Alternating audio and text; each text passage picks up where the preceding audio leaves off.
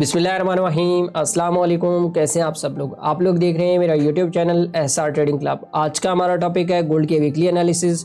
तो इंशाल्लाह गोल्ड के कंप्लीट एनालिसिस करेंगे। देखते हैं सबसे पहले कि कौन कौन सी ऐसी फंडामेंटल इंपॉर्टेंट न्यूज़ हैं जो मार्केट को बहुत ज़्यादा वोलेटाइल कर सकती हैं। और एक और चीज़ कि आज हम इंशाल्लाह प्रॉपर डिस्कस करेंगे कि ट्रंप की जो टैरिफ पॉलिसीज़ हैं वो किस तरीके से जो है वो मार्केट को ट्रेड करना चाहता है, फेड क्या कर रहा है, फेड की कितनी मुद्दत रह गई है, और फेड रेट के हवाले से भी इंशाल्लाह कंप्लीट बात करेंगे। और उसके बाद एक और टॉपिक हमारे पास है कि चाइना और यूएसए की जो वॉर है इसमें अब क्या जो है वो चेंजिंग्स आई हैं। और सेकंड इज के सेंट्रल बैंक की तरफ से गोल्ड की जो बाइंग स्टार्ट है, तो गोल्ड की प्राइसेस आखिर कहाँ तक जा सकती है। इंशाल्लाह गोल्ड का कंप्लीट एनालिसिस करेंगे। इंशाल्लाह आप लोगों ने ये वीडियो मिस नहीं करनी है। और सबसे पहले देखते हैं फंडामेंटल न्यूज़। और अगर हम लोग आज फंडामेंटल न्यूज़ के हवाले से बात करें तो आज तो मंडे है और मंडे वाले दिन ही हॉलीडे है। ठीक है, हॉलीडे में मोस्टली आप लोगों को पता है कि यार कभी कभार ऐसा मूव भी हो जाता है कि आपको एक फेक मूव, जिसको हम लोग कहते हैं कि यार हम लोगों ने जो है वो उसको फोरकास्ट भी नहीं किया होता और वो मूव हो जाता है। तो आपने बड़ा एहतियात से रहना है, मतलब कोई भी फालतू ट्रेड जो है वो आज एग्जीक्यूट नहीं करनी है। मैं तो वैसे भी यही मशवरा देता हूँ कि मंडे वाले दिन छुट्टी ही करें तो बेहतर है, अगर हॉलीडे है तो ठीक है। अच्छा, उसके बाद अगर हम बात करें ट्यूसडे वाले दिन जो है वो हमारे पास जो सबसे इंपॉर्टेंट डाटा है वो हमारे पास ये कंज्यूमर सेंटीमेंट का डाटा है, सॉरी कंज्यूमर कॉन्फिडेंस का डाटा है। ठीक है, तो ये वाला डाटा जो है ये बड़ा इंपॉर्टेंट है स्पेशली गोल्ड के लिए। ये तकरीबन पाकिस्तानी टाइम के मुताबिक जो है वो रात 7 बजे है। और मे भी पॉसिबल है, मैं आप लोगों को एक चीज़ बता दूं कि जब भी आपको इस तरीके से जो डाटास देखने को मिलेंगे ना, मतलब 3-4 डाटास इकट्ठे होंगे, मतलब 3-4 न्यूज़ेज़ इकट्ठी होंगी, तो उस टाइम के ऊपर ये न्यूज़ेज़ आपको मिक्स देखने को मिल सकती हैं और मार्केट दोनों साइड पे वोलेटाइल हो सकता है। अच्छा, अगर हम लोग बुध वाले दिन की बात करें तो बुध वाले दिन जो है वो हमारे पास एक एफओएमसी के मेंबर है, उनकी एक स्पीच है। और उसके बाद सबसे इम्पॉर्टेंट चीज़ जो मैं आप लोगों को हमेशा कहता हूँ कि एफओएमसी, फेडरल रेट्स और ये सारी चीज़ें, ये जो चीज़ है ना ये बड़ी इंपॉर्टेंट है। जो रात 11 बजे एफओएमसी की मीटिंग मिनट्स हैं, अब इसके अंदर क्लियर होगा कि फ़ेड जो है वो रेट के हवाले से क्या बात करना चाहता है। अगर हम लोग लास्ट टाइम अगर फ़ेड के हवाले से बात करें, जो ट्रंप की तरफ से जो बयानात आ रहे हैं कि जो वो उन्होंने कहा है कि हम फ़ेड को जो है वो चेंज करना चाहते हैं, तो बट जो उनका सेंट्रल बैंक है उन्होंने कहा कि जी आप फेड को चेंज नहीं कर सकते, क्योंकि जो अमेरिकन बैंक का जो ढांचा है उसकी जो पॉलिसीज़ है उसमें सदर जो है वो मुदाखलत नहीं कर सकता है। ठीक है, तो उनका एक अलग सा सिस्टम है, बैंकिंग सिस्टम एक अलग है, गवर्नमेंट्स उनकी अलग है, मतलब वो सारी चीज़ें एक अलग टाइप की निकल के आती है। तो इस वजह से अगर ट्रंप चाहता भी है कि वो भाई फेड को चेंज करे तो वो नहीं कर सकता है। और सबसे मज़े की बात यह है कि क्लियर स्टेटमेंट हमारे सामने ये आ गई है कि फेड की जितनी मुद्दत है वो पूरी करके जाएगा। और मे भी पॉसिबल है कि इस एफओएमसी मीटिंग मिनट्स के अंदर आपको रेट कट होने के काफ़ी ज़्यादा चांसेस हैं कि जो मिल सकते हैं कि भाई इस दफ़ा रेट का कट अच्छा खासा हो सकता है।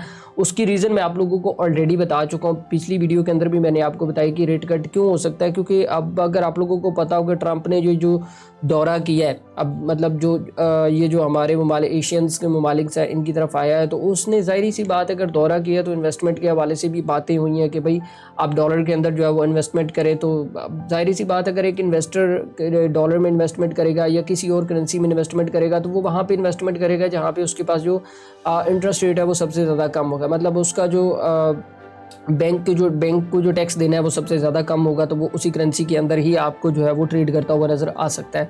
तो मे भी पॉसिबल है ट्रंप का ये दौरा भी यही था कि भाई डॉलर के अंदर जितनी इन्वेस्टमेंट लेके आई जा सके, क्योंकि जाहिर सी बात है अगर लोग डॉलर में इन्वेस्ट करेंगे तो डॉलर की प्राइसेस जो है वो एक हाई वैल्यू की तरफ जाएंगे और डॉलर जो है वो मज़ीद मजबूत होगा। एक और चीज़ भी मैंने आप लोगों को यहाँ पर बताई थी कि सेंट्रल बैंक गोल्ड की तरफ से जो बाइंग कर रहा है, तो वो चीज़ भी बड़ी इंपॉर्टेंट है।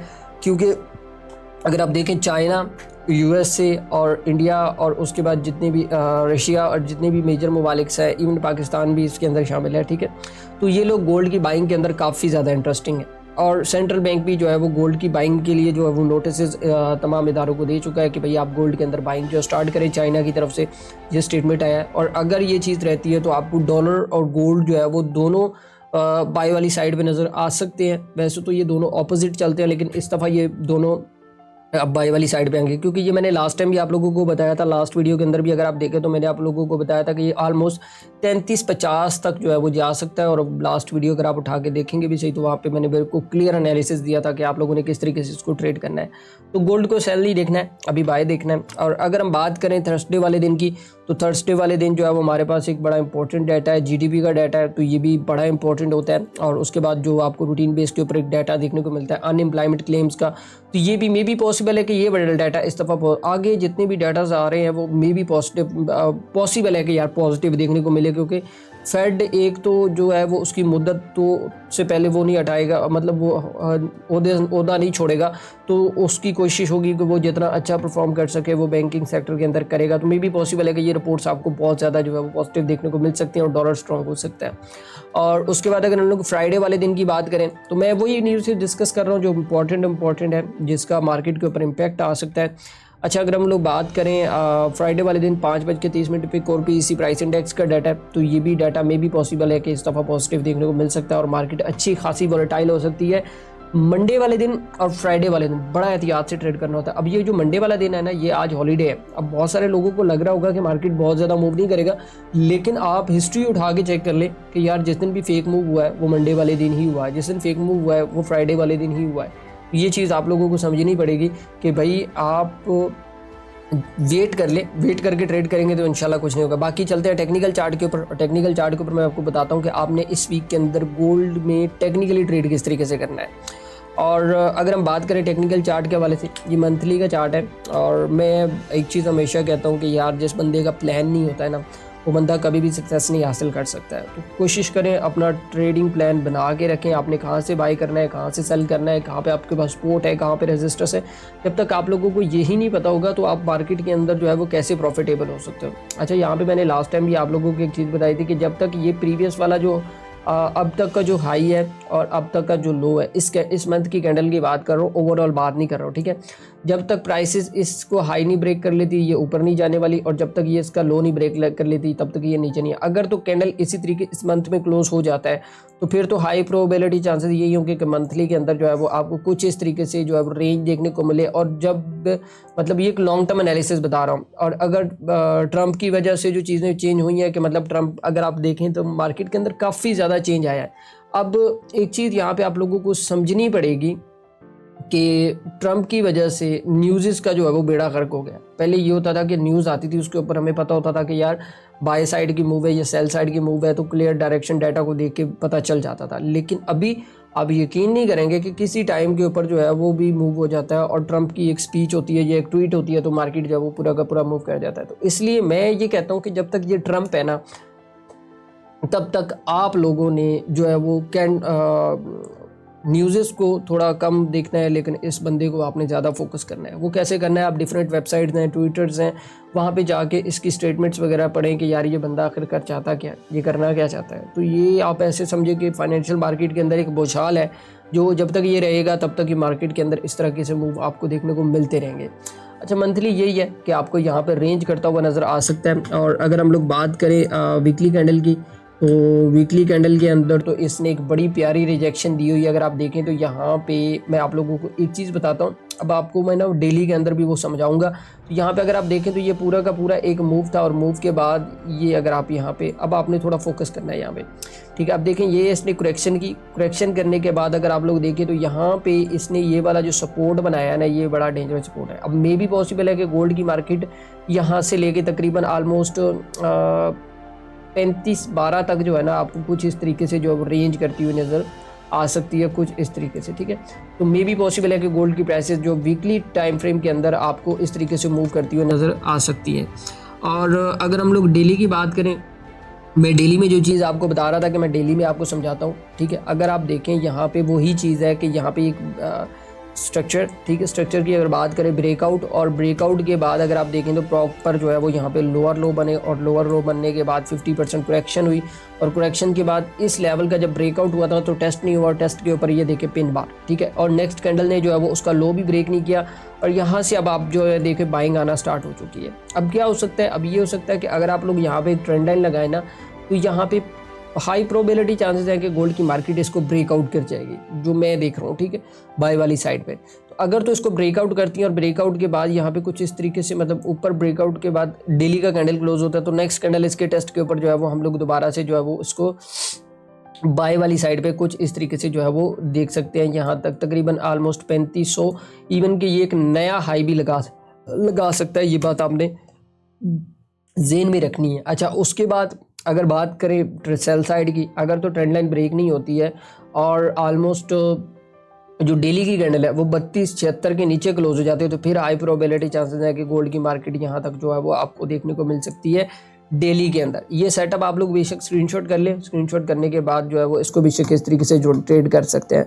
और अगर हम लोग H4 की बात करें, वही चीज़ मैं आप लोगों को हमेशा एक चीज़ कहता हूँ कि भाई टॉप डाउन एनालिसिस कर रहे हो ना, तो फिर कोशिश करो कि भाई डायरेक्शन वाइज ट्रेड करो। डायरेक्शन वाइज की मीन्स कि अब हमें पता है कि यार मंथली के अंदर भी बुलिश है, वीकली के अंदर भी बुलिश है, डेली के अंदर भी बुलिश है, H4 के अंदर भी बुलिश है, तो भाई मैं उसमें बुलिश सेटअप देखूँ, ना कि मैं उसके अंदर बेरिश सेटअप देखूँ कि यार मैं ट्रेंड के खिलाफ चला जाऊँ। तो यहाँ पे अगर आप लोग देखें तो प्रीवियसली यहाँ पे ट्रेंड जो चल रहा था वो सेल साइड का चल रहा था, शॉर्ट टर्म की मतलब थोड़ा लॉन्ग टर्म ट्रेंड है, ठीक है, लेकिन यहाँ पे ये चीज़ थी, ठीक है। अब यहाँ पे क्या हुआ कि इसने ये किया, यहाँ पे ब्रेकआउट हो गया। एक चीज़ तो हमें कंफर्म होगी कि यहाँ पे अगर हम लोगों को अब बाय करना है तो शॉर्ट टर्म के अंदर हमारे पास पोजीशंस क्लियर है कि यहाँ पे हम इसको बाय कर सकते हैं। यहाँ पे अगर आप देखें तो यहाँ पे एक बड़ी प्यारी एंट्री है, अगर आपको लेना चाहते हो तो यहाँ पे इसको ले सकते हैं। स्पैनिंग टॉप बना हुआ है, जैसे ही इसका हाई टूटता है, ये वाला हाई, तो यहाँ पे आप इसके नीचे का एसएल थोड़ा बड़ा होगा, लेकिन ये एक लॉन्ग टर्म के लिए आप यहाँ से जो है वो दोबारा से कुछ इस तरीके से जो है वो एंटर हो सकते हैं। तकरीबन ऑलमोस्ट 3500 तक के लिए भी जो है वो आप इस एरिया से जो है वो एंटर हो सकते हैं। और अगर आपका ये वाला कैंडल जो है वो नीचे क्लोज हो जाता है, नीचे क्लोज होने के बाद अब सेलिंग आपने कैसे करनी है वो मैं बता देता हूँ कि इसके ये वाला जो लेवल है ना, तकरीबन आप ऐसे के 3273 का जो लेवल है, अगर गोल्ड की मार्केट नीचे आती है 3273 को ब्रेक करती है, यहाँ पे अपने लोअर लो बनाती है, तो फिर आप जो है वो उसको सेल साइड पे देखें यहाँ तक के लिए तकरीबन, फिर वो एक डाउन साइड की करेक्शन जो है वो कुछ इस तरीके से मिलेगी और आपको यहाँ पे एक हेड शोल्डर पैटर्न भी देखने को मिल जाएगा। और अगर हम लोग H1 की बात करें, मेरा फेवरेट एनालिसिस जो होता है वो H1 का होता है, क्योंकि मैं इंट्राडे ट्रेडर हूँ, तो मेरे लिए यही होता है कि मैं डेली का सेटअप लूँ और डेली का सेटअप लेके निकल जाऊँ। अच्छा, यहाँ पे प्रीवियसली मैंने सारी चीज़ें डिस्कस की हुई हैं। अब देखिए ये एक मेरा प्रॉपर प्लान है, ठीक है। मैंने यहाँ पे बताया कि भाई मेरे पास यहाँ पे असेंडिंग ट्राइंगल था, असेंडिंग ट्राइंगल के अब मोस्ट ऑफ द टाइम अगर आप देखें ना 99% इसका ब्रेकआउट जो है वो ऊपर की तरफ होता है। अगर आप गूगल के ऊपर जाके देखें ना कि असेंडिंग ट्राइंगल का ब्रेकआउट कैसे होता है, तो भाई वो आपको वहाँ पे वाज़ह तौर पे चीज़ें नज़र आ जाएंगी। अब देखिए इसने ब्रेकआउट किया, लेकिन यहाँ पे नीचे इसने ये वाला जो एक एरिया है ना, मैंने यहाँ पे बाकायदा लिखा हुआ है कि प्रॉपर फेयर वैल्यू गैप छोड़ के गई है यहाँ पे, ठीक है। ब्रेकआउट हुआ, ब्रेकआउट के बाद ये इसने रेजिस्टेंस क्रिएट की और रेजिस्टेंस के बाद यहाँ पे इसने जो है वो एक रेंज स्टार्ट कर दी, और रेंज के बाद अगर आप देखें तो अगेन जो है वो रेंज का जो है वो रेजिस्टेंस का ब्रेकआउट हुआ, ब्रेकआउट के ऊपर टेस्ट, और टेस्ट के ऊपर यहाँ पे आपको एक कैंडलस्टिक पैटर्न भी नज़र आ रहा होगा, जिसको मॉर्निंग स्टार भी कह सकते हैं। अभी इसकी कंफर्मेशन नहीं हुई है क्योंकि अभी तक इसका हाई ब्रेक नहीं हुआ है। अगर इसकी हो चुकी होती तो मैं आपको बता देता, ठीक है। अब ये है कि आप लोगों ने सिर्फ एक चीज़ का ख्याल रखना है कि अगर आप लोगों ने बाय करना है तो कम से कम भी जो मॉर्निंग स्टार की कैंडल बनी है उसका हाई टूटे तो उसको जो है वो मजीद बाइंग पोजीशंस की तरफ देख सकते हैं कुछ इस तरीके से, ठीक है। और अगर आपने सेल करना है तो भाई सेल वाला मैं बता देता हूँ कि ये वाला जो रेजिस्टेंस एरिया है ये ब्रेक आउट हो, इसके नीचे जो है वो कैंडल क्लोज हो, और क्लोज होने के बाद यहाँ पे टेस्ट के ऊपर जो है वो आप इसको कुछ इस तरीके से जो है वो सेल वाली साइड पर देख सकते हैं। इसका मे बी पॉसिबल है कि ये वाला अपना फेयर वैल्यू गैप फिल करने के लिए लाजमी आएगा, और जो प्रॉपर बाइंग स्टार्ट होगी जो मैं देख रहा हूँ वो यहाँ पे ये इस फेयर वैल्यू गैप से जो है वो आपको एक प्रॉपर बाइंग जो है वो स्टार्ट होती हुई नज़र आ सकती है। H1 की चार्ट की बात कर रहा हूँ, इंट्राडे एनालिसिस की बात कर रहा हूँ। बहुत सारे लोगों को ये होता है कि भाई पता नहीं लॉन्ग टर्म एनालिसिस है, नहीं, ये इंट्राडे एनालिसिस है, ठीक है। और अगर हम लोग M30 की बात करें, वही चीज़ जो मैं हमेशा डिस्कस करता हूँ कि भाई आप ट्रेंड के साथ चलें। अब यहाँ पे हमारे पास एक स्ट्रॉन्ग बाइंग ट्रेंड है, अब हमने जस्ट ये करना है कि इसको ज्वाइन करना है। अब ज्वाइन कैसे करना है, ठीक है, हमने ये नहीं करना कि हमने ऊपर से सेल कर देनी है, मतलब सेलें लगाते जाना, नहीं। आप कोशिश करो इसको नीचे आने दो, वेट करो, और वेट करने के बाद जो है वो आप इसको ट्रेड कर। अब देखिए हमारे पास जो एक बड़ा प्यारा सेटअप बन रहा है वो मैं आपको बताता हूँ यहाँ पे, कि अगर आप देखें तो इसने ये किया, ठीक है। यहाँ पे स्ट्रक्चर की अगर थोड़ी सी वाले से बात करें तो ये वाला एरिया, ठीक है, बड़ा इंपॉर्टेंट एरिया है, ठीक है। अगर प्राइसेस नीचे आती हैं तकरीबन ऑलमोस्ट 33-18 तक के लिए आती हैं, ठीक है, 33-18 पे मार्केट आए, 18 पे आने के बाद यहाँ पे आपको कोई एविडेंस दे, और यहाँ से एक बड़ा प्यारा सेटअप है कि यार अगर आपको 33-18 के ऊपर आज की डेट में और कल की डेट में प्राइसेस मिल जाती हैं तो यहाँ से आप उसको दोबारा जो है वो बाइंग साइड पे जो है वो देख सकते हैं।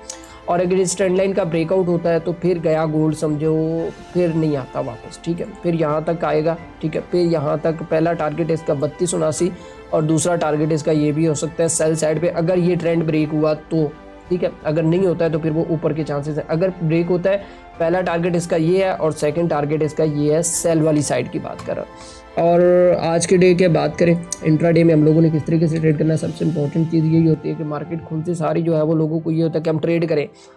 भाई मैं वीकली एनालिसिस में बनाता था, लेकिन मैंने इसलिए थोड़ा सा स्टॉप इस दफ़ा किया है क्योंकि यार अब लास्ट 2 वीक से ना, अगर आप लोग एक चीज़ देखें तो मार्केट के अंदर एक गैप ओपनिंग हो रही है। अगर हम लोग बाय की प्रेडिक्शंस बताते हैं तो वो सेल में गैप ओपनिंग है, सेल वाली बताते हैं। अब हमें मतलब डाटा के मुताबिक तो थोड़ा बहुत आइडिया हो जाता है, लेकिन कंफर्मेशन के लिए मैं ये वेट करता हूँ कि भाई अगर मार्केट ओपन हो रही है ना, मतलब मेरे यही कोशिश होती है कि अगर मार्केट एनालिसिस थोड़ा लेट दे लो लेकिन कंफर्मेशन के साथ दो। अब आप मेरी पूरी वीडियोस उठा के देख लिया यूट्यूब चैनल के ऊपर, मैंने जो भी चीज़ें बताई है आपको विद कंफर्मेशन बताई हैं। और अगर ऐसा नहीं हुआ है तो बेशक उस वीडियो के नीचे कमेंट करके बताना कि यार रमजान भाई आपने ये बताया और ये नहीं हुआ, ठीक है। मार्केट के अंदर जो मैंने बताया इंशाल्लाह वैसे ही हुआ है। क्यों?